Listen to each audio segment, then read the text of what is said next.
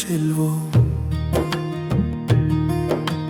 பாபாவின் அழைப்பை ஏற்றுச் செல்வோம். சற்றுரா பிறவியின் கதையை உணர்ந்து இறுதி பிறவியில் தூய்மை தரிப்போம். ஓம் சாந்தி, ஓம் சாந்தி. நரனிலிருந்து நாராயணனாகுவோம்.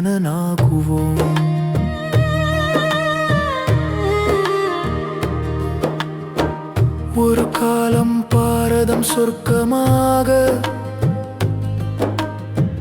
ஒளியின் உலகம் சுகத்தின் தாமம். ஒரே தர்மம், தேவி தேவதா, லட்சுமி நாராயண ராஜ்யம்.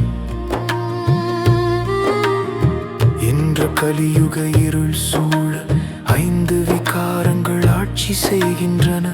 மீண்டும் ஒளிக்குச் செல்லுங்கள் என்று தந்தை அழைக்கிறார். இருளில் இருந்து ஒளிக்குச் செல்வோம்.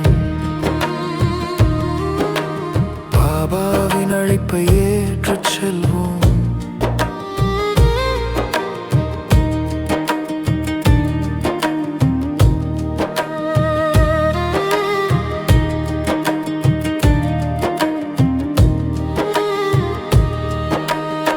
முதல் பிறவி சத்யுக ஒளி, பின்னர் ஏணி போல இரக்கம். சதோரஜோ தமோ நிலை, சொச்சுரா பிறவியின் சக்கரம்.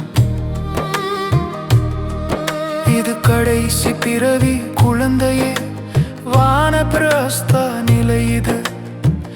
இப்போது தந்தை வந்துள்ளார் பிறவிக்கான ஆஸ்தி தர.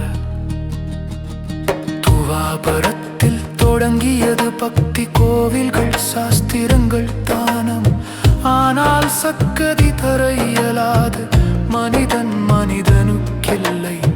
ஞானம் என்பது சங்கமயுகம், பரமாத்மா சொல்வது. ஆத்ம அபிமானியாகுங்கள், என்னை மட்டும் நினையுங்கள். இருளில் இருந்து ஒளிக்குச் செல்வோம். பாபாவின் அழைப்பை ஏற்றுச் செல்வோம்.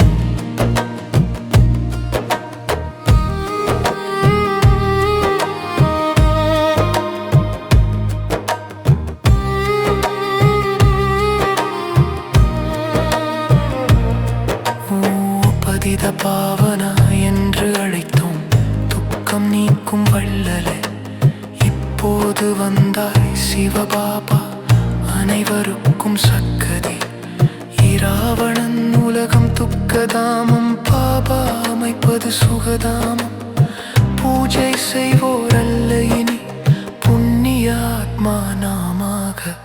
நான் உடல் அல்ல, நான் ஆத்மா, அமரமான ஒளி புள்ளி. சம்ஸ்காரம் ஆத்மாவில், அதன்படி பிறவி. ஒரே தந்தை, ஒரே குரு, ஒரே ஆசிரியர் பாபா. தேக பந்தம் விட்டு விட்டு ராஜ்ய நினைவில்லை. பாபா விதை ரூபம், நாம் மரத்தின் கிளைகள். முதலிடை கடைசி அறிந்தவர். ஞானம்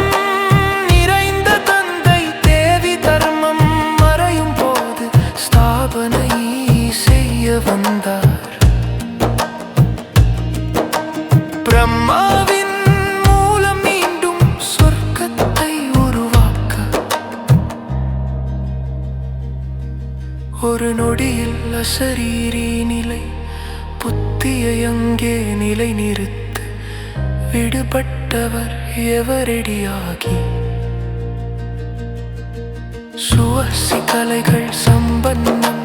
சரளத்தன்மை, பொறுமை குணம், உண்மையான சகயோகம். இந்த அவ்யக்த காலத்தில் ஜீவன் முக்தி அனுபவம். இருளில் இருந்து ஒளிக்குச் செல்வோம். சிவபாபாவை நினைந்து செல்வோம். ஜஃபரா